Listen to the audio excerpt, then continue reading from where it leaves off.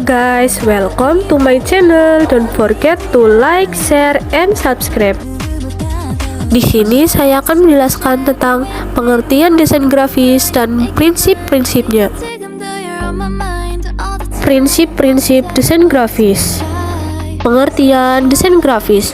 Desain grafis merupakan kegiatan kreatif guna untuk menciptakan karya yang fungsional dan estetis. Dalam desain grafis, ada berbagai jenis media yang proses komunikasinya tidak hanya mengandalkan teks, tapi juga ada unsur visualnya.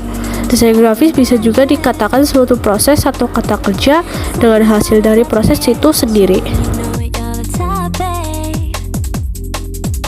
Yang pertama, kesatuan. Kesatuan unity dalam desain grafis berarti kohesi, konsistensi, keutuhan, dan keselarasan semua unsur desain.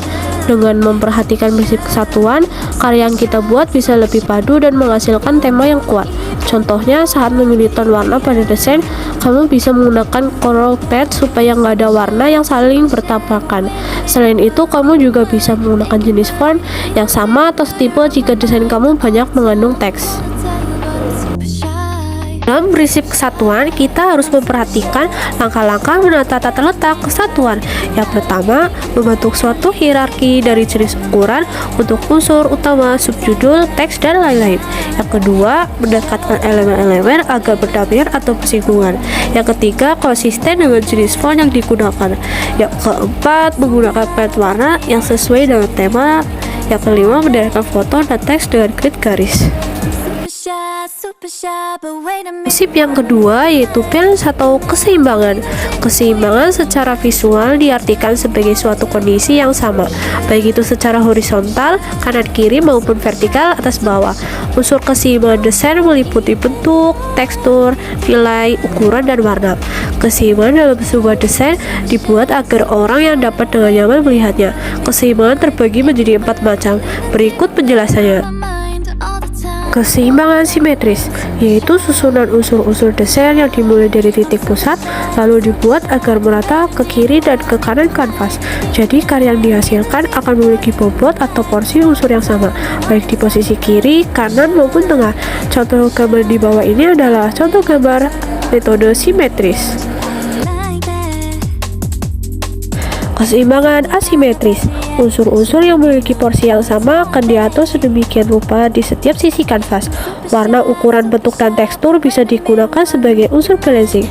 Di bawah ini merupakan contoh desain dengan metode asimetris. Keseimbangan sederajat. Keseimbangan sederajat yaitu bagian di belahan kiri kanan atau atas bawah yang tidak sama, tetapi memiliki bobot yang relatif sama. Keseimbangan radial. Keseimbangan radial yaitu memiliki wujud memancar dari titik tengah ke berbagai sudut, sehingga tampak memiliki bobot yang sama baik secara horizontal, vertikal, maupun diagonal. Yang ketiga, proporsi. Secara matematis, proporsi merupakan perbandingan antara bagian yang satu dengan bagian yang lain. Dalam desain, proporsi digunakan sebagai skala untuk membandingkan tiap-tiap unsur. Misalnya, ketika ingin membuat desain poster film, maka bagian yang ingin kamu tonjolkan ke audiens adalah gambar dan judul film. Jadi porsi kedua unsur tersebut tentunya akan lebih besar dibanding yang lain. Apakah kalian tahu prinsip proporsi ini juga dikenal dengan nama The Golden Section? The Golden Section yaitu sebuah panduan komposisi didasarkan pada perhitungan matematika yang unik. The Golden Mean sebagai sebuah rasio perbandingan yang berasal dari huruf Yunani yang menggambarkan satu set figur geometrik yang di dalamnya adalah garis, segi empat, dan spiral. Di bawah ini merupakan contoh desain dari proporsi. Langkah-langkah menciptakan proporsi. Langkah-langkah menciptakan proporsi sebandingan antara lain. Yang pertama, tentukan unsur yang akan ditampilkan dalam layout. Yang kedua, tentukan unsur utama yang akan jadi pusat perhatian. Yang ketiga, gunakan warna yang mencolok untuk unsur yang menjadi prioritas. Yang keempat, berikan ruang kosong untuk unsur utama dalam menyampaikan pesan. Yang kelima, mainkan variasi ukuran sesuai pesan masing-masing. Yang keempat, penekanan. Penekanan adalah cara untuk menentukan bagian mana yang menjadi prioritas dalam desain yang kamu buat. Biasanya bagian ini merupakan informasi atau kesan yang ingin kita sampaikan ke audiens. Nah, penekanan dan proporsi tentunya saling keterkaitan. Ya, unsur-unsur yang menjadi prioritas pasti akan memiliki proporsi yang lebih besar daripada unsur yang lain. Jenis penekanan dalam desain grafis ada 3, yaitu 1 hierarki, 2 skala dan proporsi, ketiga kontras. Di bawah ini merupakan contoh desain dari penekanan. Yang kelima, irama. Irama adalah pengulangan gerak yang teratur dan terus-menerus dalam bentuk-bentuk. Bisa kita ambil contoh pengulangan gerak pada ombak laut, barisan semut, gerak dedaunan, dan lain-lain. Pengulangan mengulangi unsur serupa dengan cara yang konsisten, dan variasi berupa dalam bentuk ukuran, posisi, atau elemen adalah kunci untuk menciptakan visual ritme. Menempatkan elemen dalam sebuah layer secara berkala memberikan kesan halus, tenang, dan santai. Perhatikan contoh gambar di bawah ini. Langkah-langkah menciptakan irama. Langkah-langkah menciptakan irama dalam desain yaitu 1. Gandakan objek dengan bentuk dan ukuran yang sama. 2. Gandakan objek dengan variasi ukuran yang semakin besar. Ketiga, untuk media yang terdiri dari beberapa halaman, masukkan unsur dan posisi yang sama pada setiap halaman. Yang keenam, simplicity atau kesederhanaan.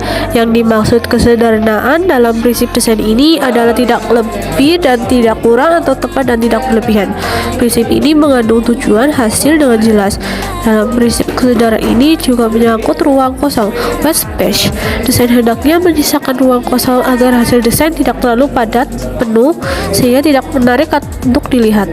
Fungsi ruang kosong untuk memberikan fokus utama kepada audiens terhadap suatu elemen dalam desain, untuk kejelasan sekaligus memberikan kesan profesional serta sederhana. Yang ketujuh, ruang. Ruang atau space merupakan jarak antara suatu bentuk dengan bentuk yang lainnya, yang pada desain grafis biasanya dapat dijadikan sebagai unsur pemberi efek estetika desain. Dalam pengertian desain grafis, area kosong yang berada di antara elemen-elemen visual juga dianggap sebagai elemen desain. Di bawah ini merupakan contoh desain dari ruang. Yang kedelapan, kejelasan. Kejelasan atau clarity mempengaruhi penafsiran audiens akan sebuah karya. Bagaimana sebuah karya tersebut mudah dimengerti dan tidak menimbulkan ambigu atau makna ganda. Perhatikan gambar di bawah ini. Gambar sebelah kiri merupakan bulat penuh, bisa berarti lingkaran dengan warna hitam pekat, sangat jelas bahwa ini memang lingkaran. Gambar di sebelah kanan merupakan setengah bulat setengah kotak, atau kadang terlihat lonjong, tidak ditemukan bentuk asli dengan sekali lihat dan memang sesuai. Nama Indah Fitriata Najwa, kelas 11 DKV 1, sumber dari Ruang Guru, PPT by Indah Fitriata Najwa. Terima kasih.